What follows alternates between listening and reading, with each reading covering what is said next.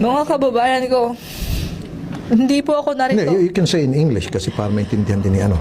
All my fellow Filipinos. Now, this is my side. Listen, look, and listen, and learn. You were caught in the act by the kids doing sexual acts? No, sir. No. Then- Yes. Yes? What No, kind of no catching, sir. The kids, no. No catching? No, hindi niya kami nakita yung bata. We are together. But, no, I didn't see anything of new. Lumipad tayo.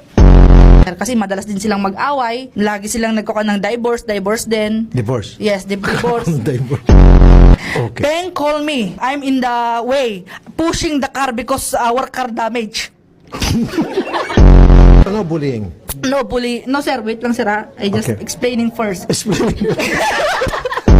Kinuha nyo agad-agad, pati sa Facebook ko, kinalatkat nyo, dinilit nyo Sige. lahat ng ebidensya, lahat. Dinilit nila? Yes, sir. Dinilit nila lahat ng ebidensya, pero mas mautak ako. Tiba-tiba ka nito. I'm really sorry, madam. You know that.